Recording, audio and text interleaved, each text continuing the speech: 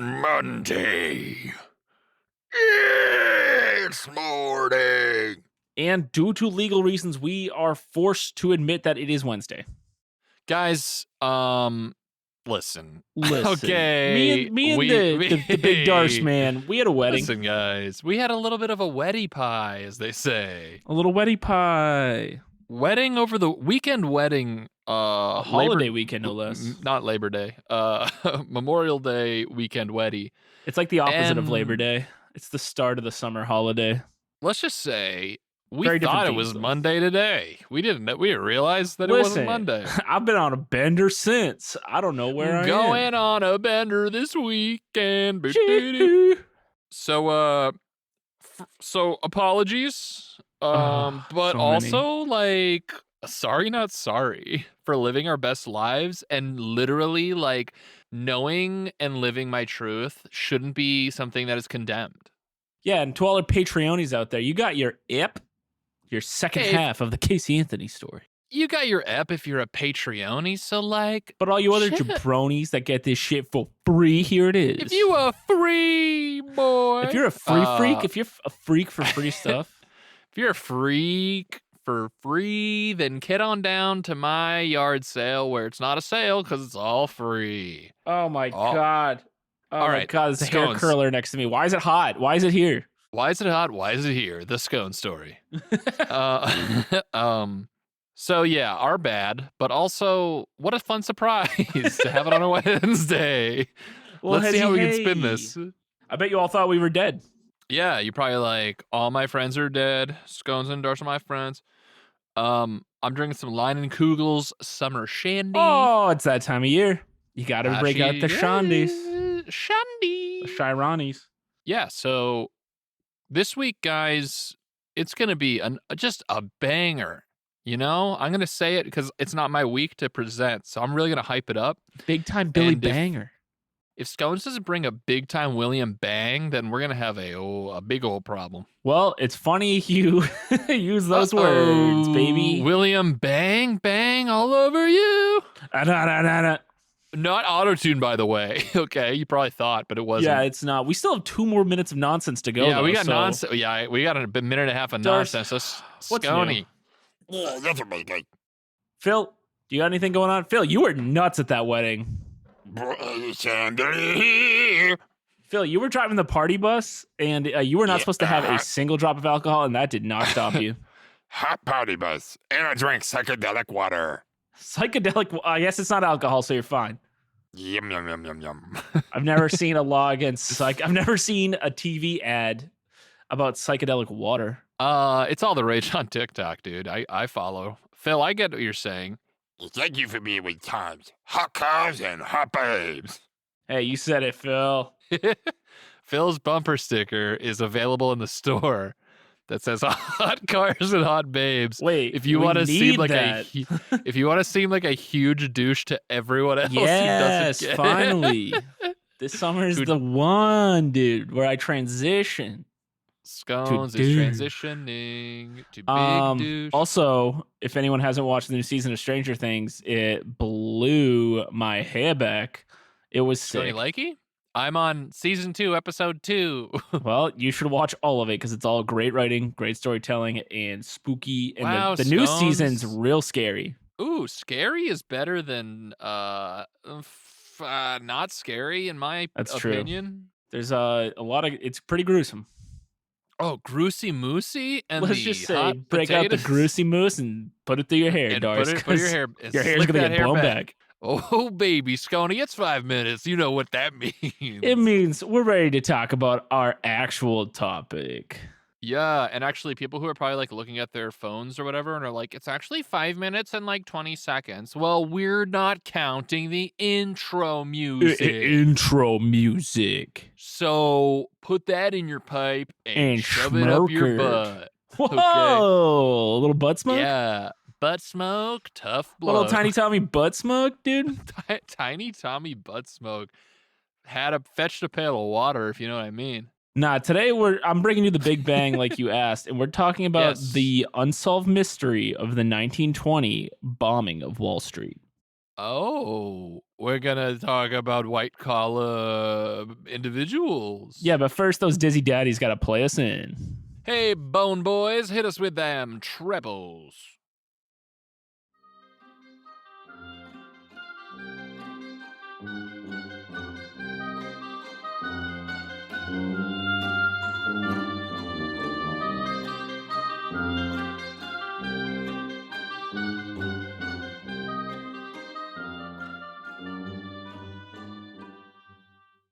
Thanks, Bone Boys, for hitting us with them trebles. I love when they hit us with those trebles. Bone Boys.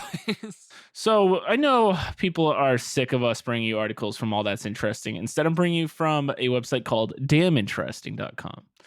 Got all that's, or most that's interesting. And before anyone like comes at me, because this is like some weird website run by some crazy person, I didn't do my research on the background. So back off. So chill out. Don't click the reference. So anyway, link. here's a manifesto. The articles Terror on Wall Street, written by Alan Bellows. Yo, Alan's elbows. Darce, what do you know about Alan's elbows or the Wall Street I just had bombing? Psychedelic water. It's talking to me. Wait, you drank some of Phil's water? Yeah, Phil let me have a little sippy, and now he's a giant Venus flytrap.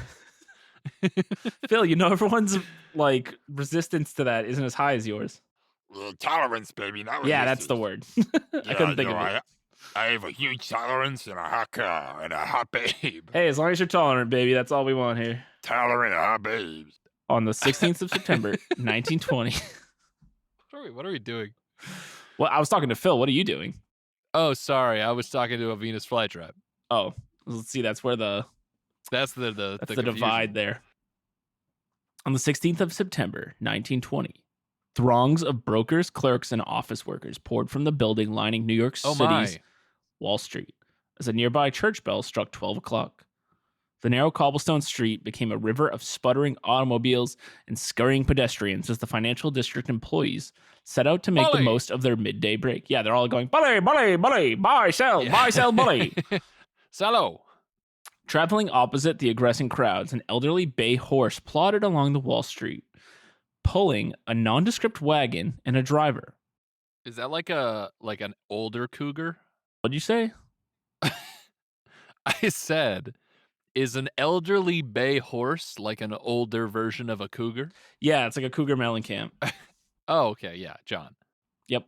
Well, never mind. I lost my spot. The cart came to a stop just around the corner from the New York Stock Exchange, across the street from the imposing J.P. Morgan and Company bank building. The wagon's driver cast the reins aside, leapt from his perch, and fled from the street with conspicuous haste. As the lunch-going men and women shuffled past the parked wooden cart and its patiently waiting horse, a timer within the cargo compartment quietly counted off its final few seconds. Or is the horse behind all of it? Yo, Mr. Ed, more like Mr. Yeah, he's like, stop feeding me peanut butter. And then the intersection of Wall Street. And that's a back on our bullshit with the old like 20th century references. Back on our bullshit. The intersection of, I got to turn my phone on silent. How unprofessional of me. Oh my God, Scones. Phil, reprimand Scones. No, Phil, wait, no. Shit. Thank you, Phil. The scars will last, but so will my memory of this incident and my transgressions. The intersection of Wall Street and Broad Street was locally known as the Corner, so named for its collection of influential entities. J.P. Morgan at the time was the world's most powerful financial institution, ruling over a significant portion of the global economy.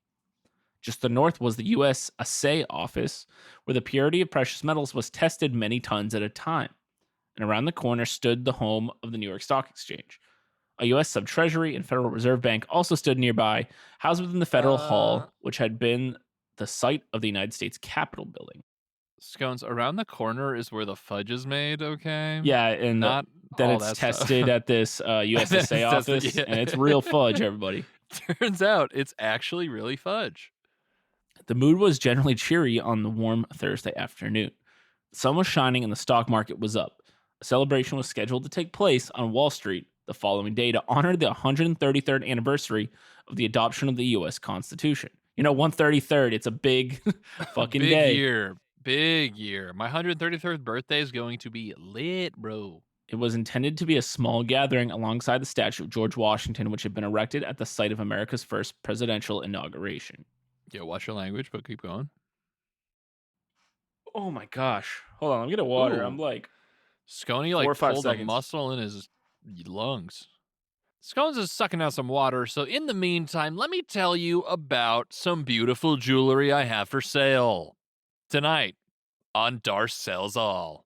At approximately 1 minute after 12 o'clock, the abandoned wagon's timer reaches 0 in the pleasant afternoon sun. A bomb consisting of 100 pounds of dynamite, packed with 500 pounds of cast iron slugs, violently vomited red-hot shrapnel and destruction in every direction. Okay, real quick. Yes. Was it dynamite or dynamite? Dynamite. No, it was dynamite. Okay, this is why we get emails. A number of passersby were instantly vaporized by the extreme heat and pressure. The blast sent a nearby automobile careening through the air as countless jagged iron fragments ripped through the crowd. The nearby structures trembled as the shockwave slammed into their outer walls with tremendous force, shattering windows and turning lobbies into lacerating hailstorms of glass. Many of the cloth awnings which overlooked the street burst into flames. Within a half-mile radius, thousands of plate glass windows burst in the city's tall buildings, peppering the streets of lower Manhattan with razor-sharp glass shards. I gotta say, this author has a way with descriptives. I like it. I likey that. An Associated Press reporter named George Weston witnessed the blast from the protection of a doorway and later described the scene. It was an unexpected death-dealing bolt, which in a twinkling turned into a shamble, the busiest corner of America's financial center. Almost in front of the steps leading up to the Morgan Bank was the mutilated body of a man. Other bodies, most of them silent in death, lay nearby. As I gazed horror-struck at the sight, one of these forms, half naked and seared with burns, started to rise. It struggled, then toppled, and fell lifeless to the gutter. One of the stock exchange messengers, Charles B. Doherty, described the scene to a reporter for The Sun. I saw the explosion, a column of smoke shoot up in the air, and then saw people dropping all around me, some of them with their clothing afire. So pretty horrifying scene. Yeah, doesn't sound super epic. No, and very, I would, agree with you there. Hard agree. It's also I don't know. Man. It's wild to me to think of this kind of thing happening that long ago. Yeah. This seems like a modern news story terrorist attack that unfortunately we're too desensitized to at this point in our lives. Sadly, yes, I agree. It is interesting to think about it happening the exact same, how this is literally like what Kaczynski did.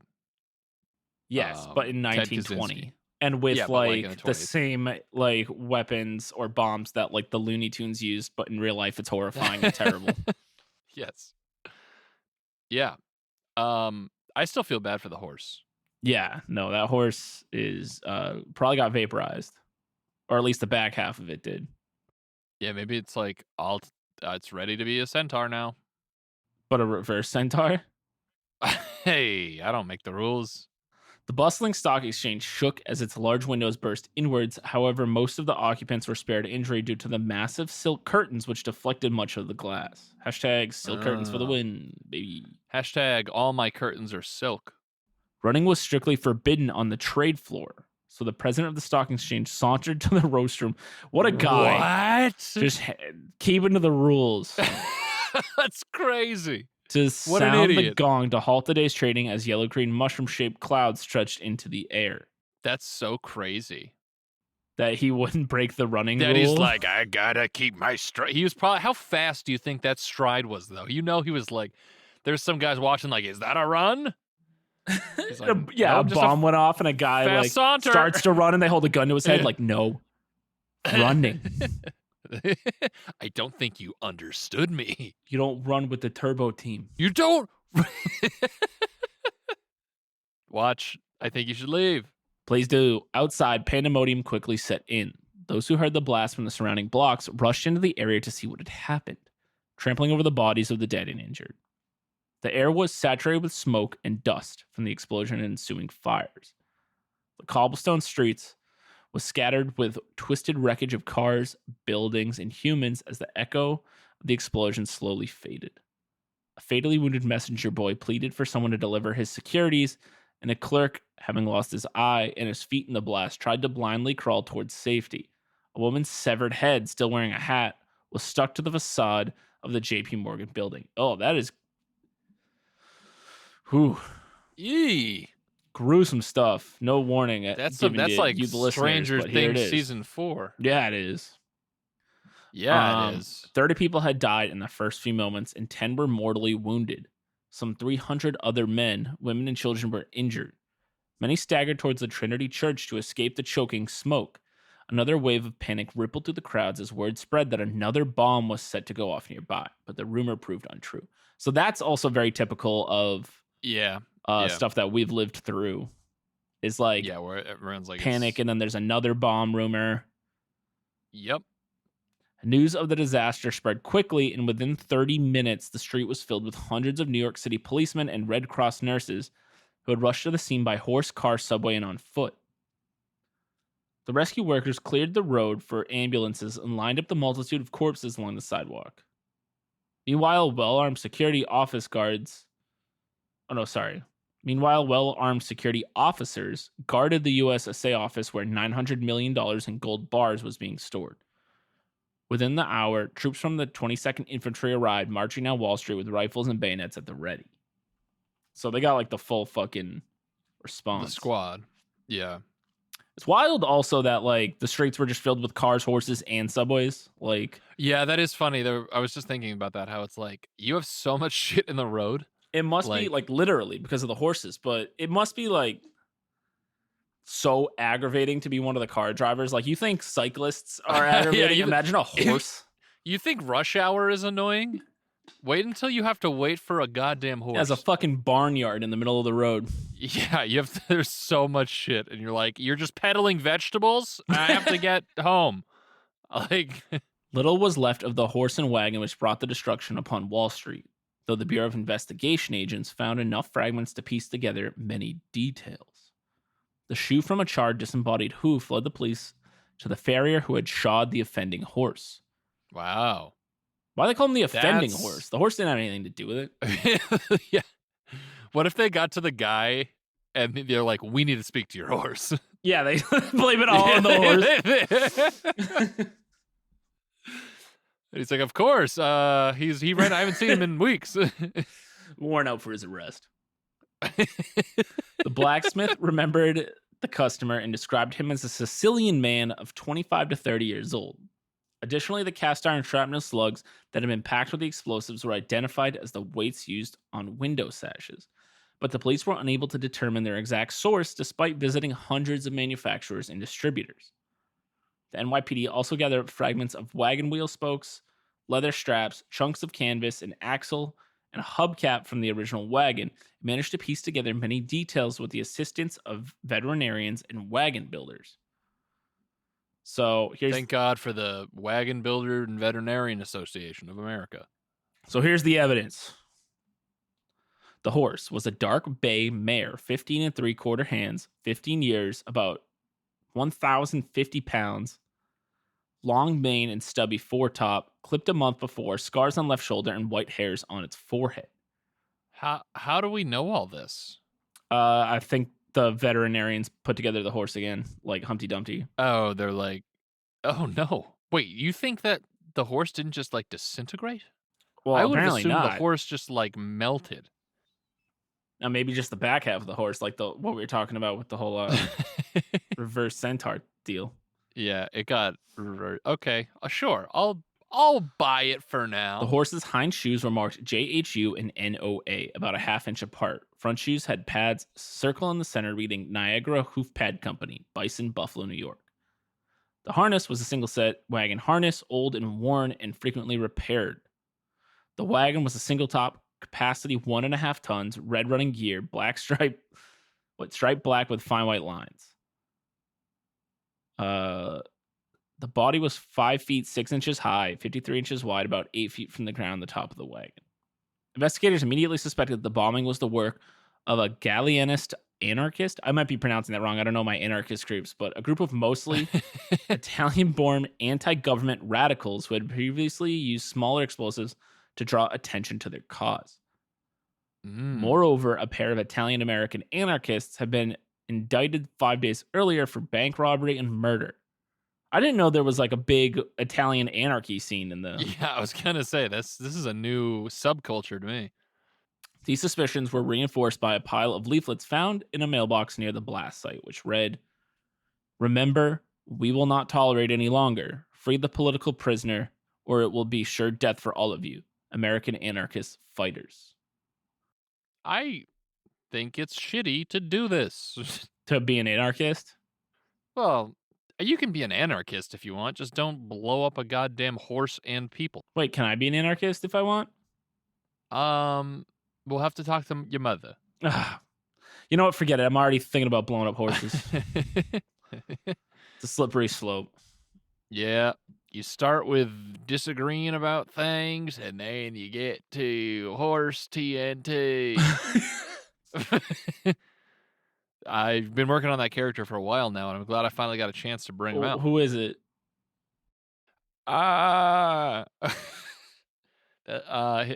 Old my Johnny name- Galliani, the horse anarchist. I'm horse, Mr. Anarchy. Mr. Ed the anarchist. Mr. Edderkey. Anyway, The Washington Post. Oh, yeah. Ooh, I was gonna say 10 out of 10 character. Continue. The Washington Post referred to the bombing as an act of war, but no one could be certain who the enemy was. The newspaper also wrote, "The bomb outrage in New York emphasizes the extent to which the alien scum from the cesspools and sewers of the old world has polluted the clear spring of American democracy." So some strong fucking xenophobia from the Washington Post back then. Yeah. Which means like Rocco's in the house which tonight. also leads people to be like, do you think the Italians actually Yeah, did this it, is or is helping? it just racism? Yeah. It might just be racism. It was the 20s. Everyone was doing it. Like, that's what... boy. The clear spring of American democracy. Nothing was wrong in America in 1920. They really ruined it. We had it all figured out. Yeah, it was the epitome of good times. Basically utopia. Though the anarchists had not been proven responsible, the U.S. government's ongoing anti-radical Palmer raids were increased in intensity as a consequence of the bombing. Immigrants were aggressively targeted, especially Italians, Russians, and Jews. Thousands of citizens were detained in the name of national security, though most of them clearly had nothing to do with the Wall Street terror plot. Ultimately, oh my gosh, what colorful language. Ultimately, the orgy of misguided justice resulted in the deportation of about 10,000 quote, radicals. That's a lot of people to deport. Especially back to Europe, which was like literally about to go off in the worst way. Yeah, about to pop the fuck off. Yeah, dude. Yeah, dude. Yeah, dude. Damn. Yeah, dude. How Imagine being like a Jewish immigrant in like the 1920s like, and then someone in like just bomb New York that you had nothing to do with, and they send you back to like Poland, and then like, shit hits the fan. It might have been you, so back you go. And you're like, what? Real terrible stuff. Investigators also became suspicious of a tennis champion named Edward Fisher. Oh. Edwin Fisher had apparently predicted the attack with astonishing accuracy. Fisher had been warning his friends of an impending bomb attack on Wall Street, sending them postcards and joining them to leave the area before the 16th of September. So now we have a tennis champion in the mix. Yeah, that's interesting that he was like... Do you think as he's signing these letters and like the day, like it happens and he's just looking out his window as the smoke billows out and he's just like, 15 love. And then he like blows his brains out. Not. That's what's happening in my brain. When interrogated by the police, he claimed to have received the messages through the air. That's like basically how my computer works, right? Hell yeah. That's how texts work, I think. He also claimed to be a sparring partner for the world heavyweight boxing champion Jack Dempsey, and he wore 2 business suits at once over a set of tennis clothes. What is happening with these people in the 1920s? Wait, yeah, what is this character? This guy should be arrested, but not for this. Like, Investigators decided that Fisher's warnings were not particularly intriguing once they learned that he had made a regular habit of predicting explosive violence on Wall Street. What maybe a this is 30 wild Love, man, dude. Edwin Fisher. Yeah, this guy, I want to know more about this guy. Can you imagine if like Serena Williams? Was like September 10th, 2001. Yeah. Like, Leave New York. Everyone would be like, that'd be whoa, whoa, horrible. whoa. That's insanity. He apparently had previously provided a wide variety of dates.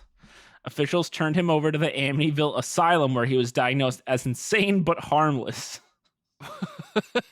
That's the diagnosis I want. That's a 1920s diagnosis. That's a sick diagnosis. Yeah, right? Oh, he's out of his goddamn mind, but he's cool. But he's fine. Like, just keep him on the tennis court. Yeah. Buy him a hamster. Let him go crazy. In a bid to allay fears of a stock market crash, the New York Stock Exchange reopened the day after the explosion under the guise of business as usual. No running. When the workers exactly, Darcy, you're learning.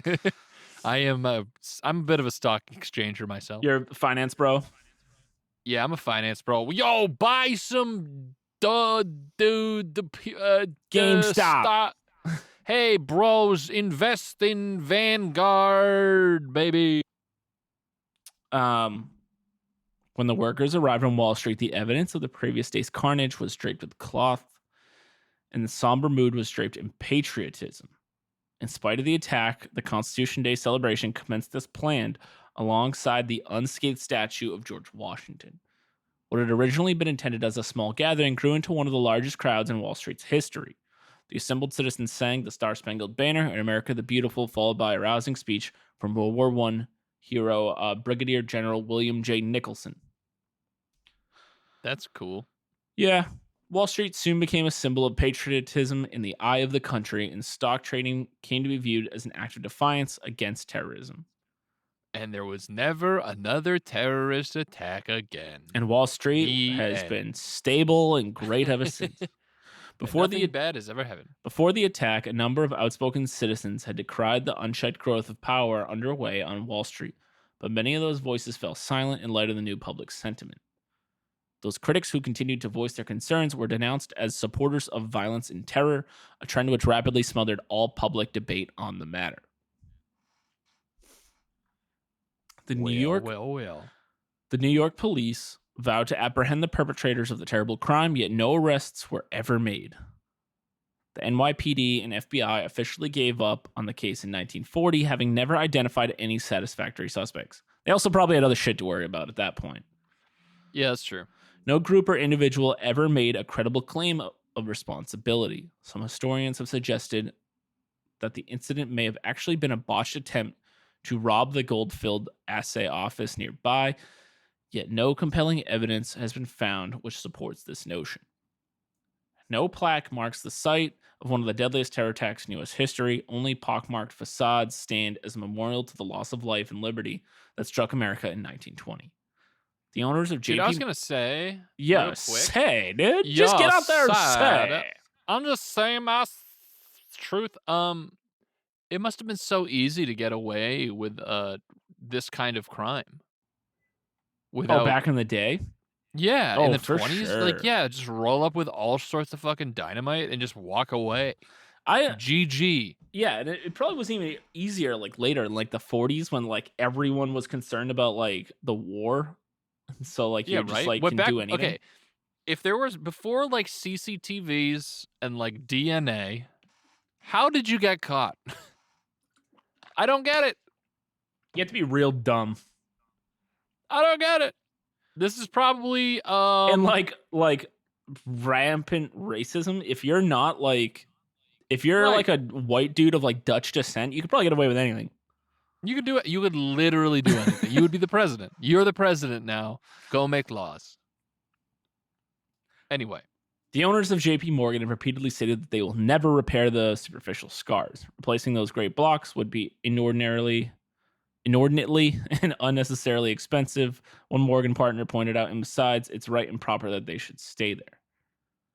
Classic, like, JP Morgan Right executive and being proper. like, instead of like to remember it, he's like, it'd be unnecessarily expensive.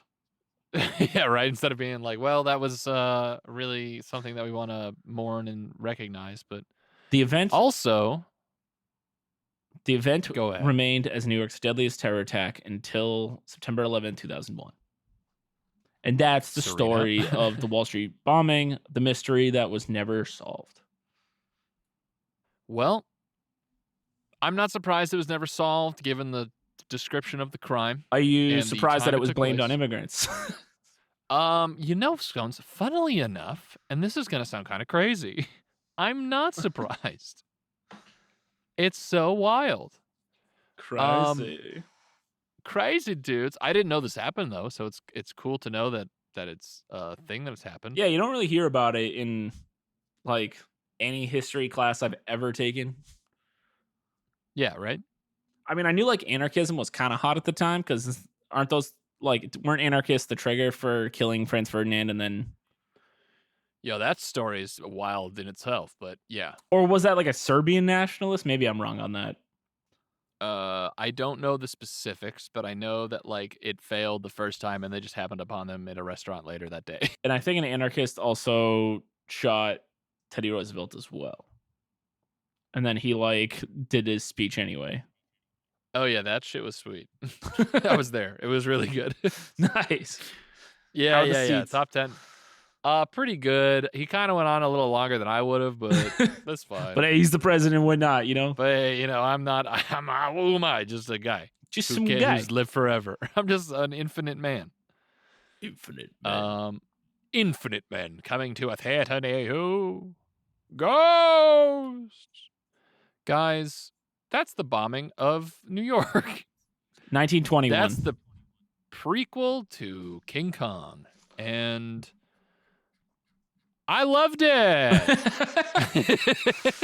Well, listener, hope you learned something. And Hope I you bet picked there's a something up. lot of conspiracies and, like, people out there who have, like, are drawn it together, have the cork boards made, and are figuring this out. Oh yeah. Who are like, I think it was but yeah, most of the evidence seems to be about the horse and not the person. So yeah. Hey, save a horse. Horse is a horse, of course. Ride a cowboy. Thanks for listening, guys, to another episode of Monday Morning Macabre that we get out released on time. I hope you I hope you guys enjoyed your Memorial Day weekend as much as we did, and I hope that this is exactly what you needed to round off your hump day. Stars.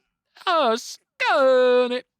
Stars. Tell them about MondayMorningMacabre.com. Oh, Scony, we got his website at MondayMorningMacabre.com. You can get all your favorite merch and get all the fucking contact info you need on there, baby. Also, check out Monday Morning Macabre on Instagram and MMMacabrePod on Twitter to keep up with us on the social medias.